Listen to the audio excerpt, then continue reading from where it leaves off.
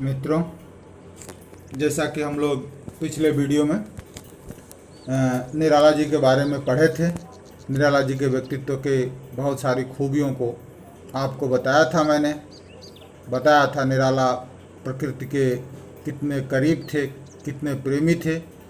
जितना इनके काव्य में ओज और क्रांति के शंखनाद सुनाई देते हैं, वैसे ही ओजस्विता, वैसे ही तेजस्विता प्रकृति के सौंदर्य बोध के प्रति भी इनकी रचनाओं में देखने को मिलती है। तो उत्साह पढ़े थे हम लोग। आज हम लोग अट नहीं रही है ये कविता पढ़ेंगे, जिसमें फागुन का महीना आप जानते हैं। बसंत ऋतु में फागुन का महीना बड़ा ही मनभावन सुहावन, बसंत को ऋतुओं का राजा और प्रकृति और जीव जगत में एक सौंदर्य की अनुभूति, एक सौंदर्य बोध पराकाष्ठा पर प्रकृति की दिखाई देती है। कवि ने उस सौंदर्य को इस काव्य में किस प्रकार से प्रकट किया है, आप देख लीजिए। जहाँ उत्साह कविता में आपने निराला की तेजस्विता, उनकी आह्वान गीत में देखा था आपने, उनके परिवर्तन, उनकी नूतनता, उनकी सृजनता के शंखनाद को। आइए अब हम लोग इस अट नहीं रही है कविता में फागुन महीना के में प्रकृति में जो सौंदर्य की अनुभूति हो रही, जो खूबसूरती है प्रकृति की, जो सौंदर्य लीला है, उस सौंदर्य पर कवि की पैनी नज़र कैसे चलती है, आइए हम लोग देखते हैं। अट नहीं रही है, जैसा कि शीर्षक से ही आपको पता चल रहा है, अट नहीं रही है। अटने का मतलब होता है समाना। क्या अट नहीं रही है सवाल है। जैसा कि आपको काव्य के प्रारंभ में ही मैंने बता दिया कि इसमें प्रकृति की खूबसूरती को, फागुन महीने में प्रकृति में जो परिवर्तन है, जो नूतनता है, जो अनुपम, अद्भुत, अद्वितीय छटा है प्रकृति के सौंदर्य का, उस सौंदर्य को इस कविता में प्रकट किया गया है। तो अट नहीं रही है, यानी क्या अट नहीं रही है, कहाँ अट नहीं रही है, दो सवाल है। तो सौंदर्य अट नहीं रही है। क्या अट नहीं रही है, यानी सौंदर्य का बोध, खूबसूरती की तस्वीर इतनी व्यापक है, इतनी सर्वव्यापी है कि वह समा नहीं रही है। दूसरा सवाल है, किसमें अट नहीं रही है, तो कवि की दृष्टि में अट नहीं रही, यानी नज़ारे इतने विस्तृत है, इतने खूबसूरत है, इतने व्यापक है कि वो नज़र में समाहित नहीं हो पा रहे हैं। इसीलिए इसका शीर्षक रखा गया है अट नहीं रही। कवि उस परिदृश्यों को आंखों में भरना चाहता है, लेकिन उस परिदृश्य की खूबसूरती इतनी अनुपम, इतनी अद्भुत, इतनी अद्वितीय है प्रकृति का सौंदर्य बोध कि वो जो है समा नहीं पा रही है। देखिए पहली लाइन देखिए, अट नहीं रही है आभा फागुन के तन सट नहीं रही। आभा, आभा का मतलब चमक। कौन सी चमक है, कौन सी खूबसूरती है। आभा यहाँ किसके लिए प्रयोग किया गया है, तो बसंत के सौंदर्य बोध से। प्रकृति में बसंत ऋतु में जो फागुन की में जो सौंदर्य बोध की अनुभूति हो रही है, वही आभा, उस सौंदर्य बोध के लिए आभा प्रकट हुआ है। जो सौंदर्यता की चमक है, जो सौंदर्यता की अनुपम, अद्भुत, अद्वितीय छटा है, वो फागुन के तन सट नहीं रही है। फागुन जो है का महीना जो है, उसको समेट नहीं पा रहा है, अपने संदर्भों में उसको ले नहीं पा रहा है। यानी वह सौंदर्यता प्रकृति में जो जीव जगत में दिखाई दे रही है, वो अद्भुत है, अनुपम है, अद्वितीय है और सर्वव्यापी है। इतना व्यापक है, इतना विस्तृत है कि वो फागुन के तन में समाहित नहीं हो पा रहा है, सट नहीं रही है। आइए अगली लाइन देखिए, उस सौंदर्य बोध की, कहीं सांस लेते हो घर घर भर देते हो। इन हवाओं का जो मनमोहक मंद मंद पवन, फूलों की गंध से लदे हुए लैस पवन हवाएं खुशबू के लिए प्रयुक्त किया। कहीं सांस लेते हो घर भर, सांस लेने का मतलब क्या है? यहाँ फागुन महीने का प्रकृति का मानवीकरण किया गया है, यानी हवाओं का बहना है। सांस लेने का मतलब मधुर मधुर मंद मंद सुगंधित हवाओं का चलना। इस फागुन महीने में जो मंद मंद हवाएं चल रही है, घर घर भर देती है, मतलब उसकी खुशबू सभी जगह व्याप्त हो जाती है। घर घर में भरना मतलब सभी जगह व्याप्त होना। उड़ने को नभ में तुम पर पर कर देते हो। ये जो सौंदर्य बोध है, इस सौंदर्य बोध की खूबसूरती से हम इतने आह्लादित हो जाते हैं, इतने खुश हो जाते हैं। उड़ने का मतलब क्या हुआ? नभ में ऐसा लगता है कि हमारे हौसलों को पंख लग गया। इस खूबसूरती को देख करके, इस नज़ारों को देख करके, बहती हुई मंद मंद पवन, खिले हुए फूल, पेड़ों की कोमल कोमल डालियाँ, ये सब प्रकृति के अद्भुत नज़ारे, पेड़ों पर कूकती हुई कोयल, चिड़ियों का मधुर गान, ये सब सौंदर्य बोध हमारे सामने इतने अच्छे से प्रकट हो रहे हैं। हम इतने आह्लादित हो जा रहे हैं इस परिदृश्य को देखकर, इस मनोरम, अद्भुत, अनुपम, अद्वितीय सौंदर्यता को देखकर कि मन हो रहा है कि हम उड़ जाए। उड़ने को नभ में तुम पर पर कर देते हो, यानी पंख लग गया। पर पर कर देना मतलब आसमान में उड़ने की पंख से हमको लग गया हो, पर पर कर देते हो। आँख हटाता हूँ तो हट नहीं रही है। दृष्टि इतना व्यापक है, उस सौंदर्य का फैलाव इतना ज़्यादा है कि हम चाहते हैं, यह खूबसूरती इतनी रोचक है, इतनी रोमांचक है कि चाहता हूँ तो भी दृष्टि वहाँ से नहीं हटा पा रहा हूँ। आँख हटाता हूँ तो हट नहीं रही है, मतलब उस खूबसूरती पर से अपने दृष्टि को मैं फेरना चाहता हूँ, फिर भी वो दृष्टि से नहीं हटा पा रहा हूँ, क्योंकि इतना आकर्षित कर रही है, मन को लुभा रही है, मन को अपने तरफ खींच रही है। पत्तों से लदी डाल, कहीं हरी कहीं लाल, उस सौंदर्य बोध का। पेड़ों में जो आप उस बसंत ऋतु में जो अद्भुत सौंदर्यता आप देखते हैं, पेड़ कैसे पुराने ठूंठ ठूंठ, पेड़ में भी कोमल कोमल पत्ते आ जाते हैं, लाल हरी कहीं कोमल पत्ते हैं, कहीं पत्ते हरी है, कहीं लाल का मतलब कोमल मुलायम पत्ते जो निकलते हैं।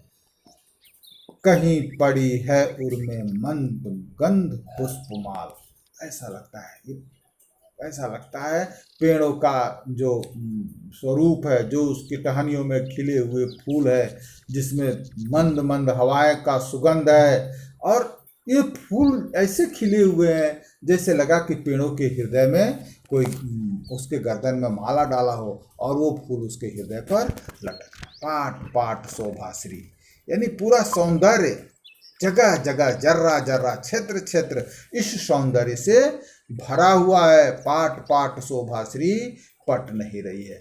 लेकिन यह सौंदर्य का स्वरूप इतना व्यापक है कि फिर भी उस पूरे क्षेत्र पर को अपने सौंदर्य में समा नहीं पा रहा है।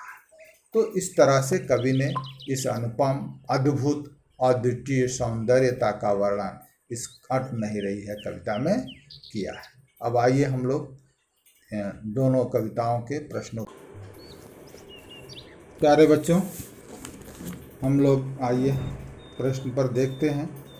उत्साह का पहले जो हम लोग पिछले वीडियो में उत्साह कविता पढ़े थे, उम्मीद हो कि उस कविता को आपने देख लिया होगा, क्योंकि वो उसमें निराला के व्यक्तित्व पर और उत्साह कविता की व्याख्या की गई है।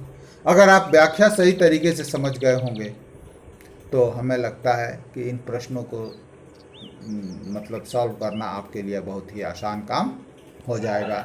जैसे देखिए कि कवि बादल से फुहार, रिमझिम या बरसने के स्थान पर गरजने के लिए कहता है क्यों।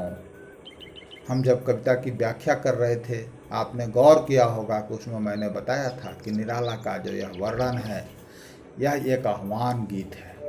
यह परंपरागत वर्णन से हट करके है। कवि जो है बरसने के बजाय बादलों को आह्वानित करता है, बादलों को निमंत्रण देता है कि हे बादल गरजो, बादल में नूतनता का बीज समाया है, बादल में सृजनता का बीज है। वो जीव जगत को, संपूर्ण जीव जगत को जो गर्मी से जो बेहाल है, विकल है, जिसके जो अनमन है, उदास है, उन सब के लिए बादलों को आह्वानित करते हैं, क्योंकि बादलों में नूतनता का स्वर है। बादलों को नवजीवन वाला कवि कहा गया है। इसीलिए कवि उनको रिमझिम बरसने, वो कोमल भावनाओं पर विश्वास नहीं करता। कवि आह्वानित करता है, कवि निमंत्रित करता है। तो इस तरह से दूसरे प्रश्न पर हम विचार करते हैं, कविता का शीर्षक उत्साह क्यों रखा गया है।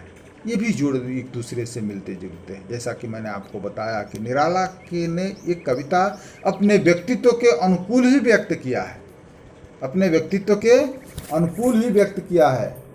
निराला ने इस कविता का शीर्षक उत्साह, क्योंकि कविता में जो वर्णन है आपने देखा होगा कैसे कवि ने बादलों के साथ याचना, प्रार्थना और गिड़गिड़ाने वाली बात नहीं, बल्कि बादलों के साथ एक ओजस्विता भाषा में एक क्रांति के दूत के रूप में बादलों को कवि ने निमंत्रित किया है।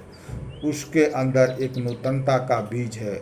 उसके कवि के आह्वान में एक उत्साह दिखाई आपको दे रहा है कि हे बादल गरजो, घोर घोर अपने विकराल स्वरूप को लेकर के हमारे बीच प्रकट हो, क्योंकि संपूर्ण जीव जगत इस गर्मी से बेहाल है, बेचैन है। तो इसका उत्साह शीर्षक इसीलिए रखा गया है कि इस कविता में कवि ने बादलों से याचना, प्रार्थना, निवेदन नहीं, बल्कि बादलों को निमंत्रित किया है, बादलों को आह्वानित किया है बरसने की, गरजने की, और एक नवजीवन वाले कवि के रूप में बादलों को एक नई कविता के सृजन, जीव जगत में होने वाले प्रभाव को एक नई कविता के सृजन के रूप में देखता है। इसीलिए इस कविता का शीर्षक उत्साह रखा गया है। तो आगे हम तीसरे प्रश्न पर विचार करते हैं, कविता में बादल किन किन अर्थों की ओर संकेत करता है। तो जैसा कि हम लोग जब पिछले वीडियो में काव्य का अर्थ पढ़े थे, तो उसमें हम लोगों ने देखा था कि बादल जो है वो बादल को अनेक रूपों में निराला जी ने चित्रित किया है। एक बादल मानव जीवन में क्रांति लाने वाले दूत की तरह से काम करते हैं। बादलों में एक नवीनता का बीज समाहित है, बादलों में एक सृजनता का बीज समाहित है। बादल को कवि ने नवजीवन वाला कवि कहा है, जिसे एक नूतन कविता के सृजन के लिए कवि जो है उसको आह्वानित करता है।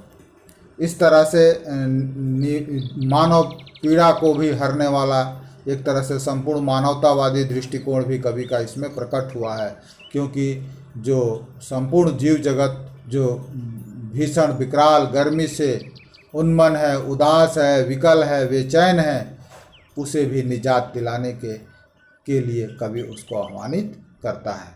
तो इस तरह से बादल को अनेक अर्थों में, अनेक अर्थों की तरफ बादलों, कविता में बादल अनेक अर्थों की तरफ संकेत किया गया है। एक नवजीवन वाला कवि, दूसरा बादल का एक कल्याणकारी स्वरूप, सबकी पीड़ा को हरने वाला, लोगों के मन में एक नूतनता, एक क्रांति का सृजन पैदा करने वाला।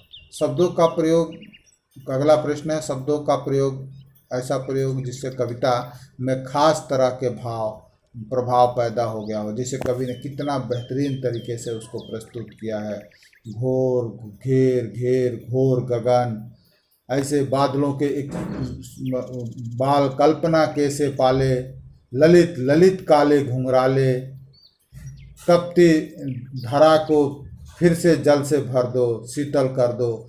ये तमाम तरह के सौंदर्य की अनुभूतियाँ आपको इस कविता में देखने को मिलेगी। आइए अब हम दूसरी कविता पर विचार करते हैं, अट नहीं रही है। ये जो छायावादी कविता की एक खास विशेषता है, इसमें देखिए पहला प्रश्न है कि छायावाद की एक खास विशेषता है अंतर मन के भावों का बाहर की दुनिया से सामंजस्य बिठाना।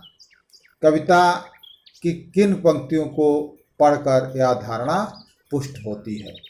एक छायावाद की देखिए सबसे बड़ी एक प्रकृति प्रेमी थे छायावादी कवि, और प्रकृति के परिदृश्यों में मानवीय स्वरूप की तलाश करते थे। मनुष्य जैसी गति, जिसे आप मानविक अलंकारों में जिसे आप मानवीकरण अलंकार कहते हैं, वो सभी खासियत आपने देखा इसमें भी कि किस तरह से सौंदर्यता को उस फागुन महीने के सौंदर्य की अनुभूति को मनुष्य जैसी गतिविधियां करते। कहीं सांस लेते हो घर घर भर देते हो, यानी सांस लेना जैसा काम कौन करता है? मनुष्य करता है। लेकिन फागुन महीने में बहने वाली मंद मंद हवाओं को सांस लेने जैसा प्रकट किया गया है। उड़ने को नभ में तुम पर कर देते हो। तो ये सभी जो मानवीय स्वरूप जो है इसमें प्रकट किया गया है इस कविता में। तो ये सब चीज़ आँख हटाता हूँ तो हट नहीं रही है उस सौंदर्य की बोध को।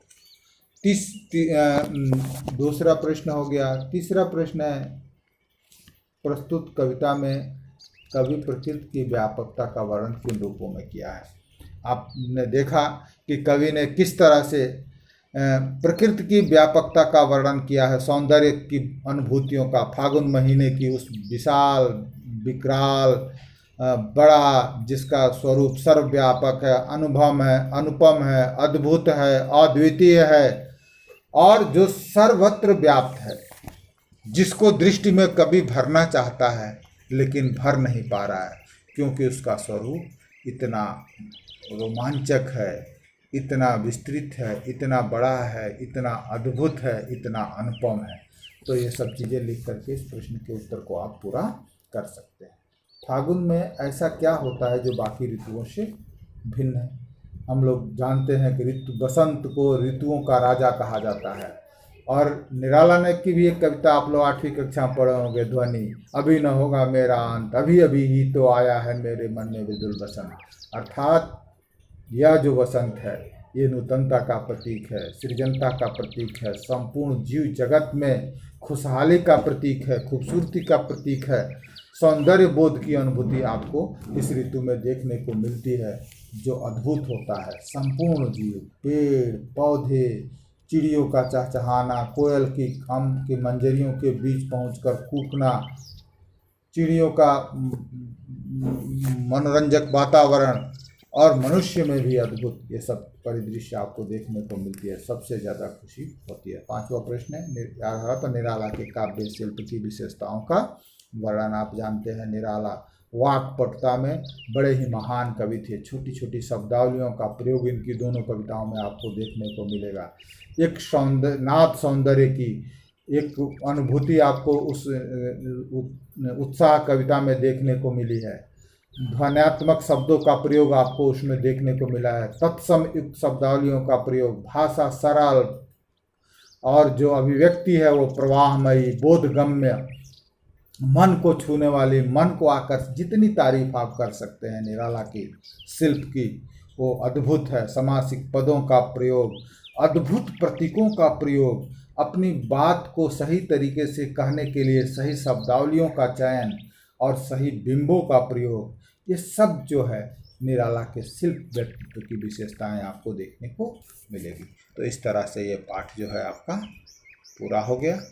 मैं उम्मीद करता हूँ कि दोनों वीडियो आप देख करके निराला के व्यक्तित्व को अच्छे तरीके से आप समझ पाएंगे। धन्यवाद। आज का यह पाठ पूरा हुआ, निराला पूर्ण हुए और मैं उम्मीद करता हूँ कि आप इसे पढ़ करके सब सारे कविता को समझिए। मैं आप लोगों से फिर आग्रह कर रहा हूँ कि काव्य को समझिए, क्योंकि बोर्ड की परीक्षाओं में आप ये सोच रहे होंगे जिन प्रश्नों पर आपको मैं दृष्टिपात कर रहा हूँ ये प्रश्न आपको सीधे तौर पर मिल जाने वाले हैं। ऐसा नहीं हो सकता जब तक कविता की संकल्पना आपके मन में नहीं रहेगी। इसीलिए मैं कविता की व्याख्या पर आपको जोर दे रहा हूँ। इसलिए व्याख्या को समझिए, प्रश्नों को भी लिखिए, लेकिन व्याख्या को अच्छे तरीके से समझिए, तभी आप सही तरीके से उत्तर दे पाएंगे। धन्यवाद।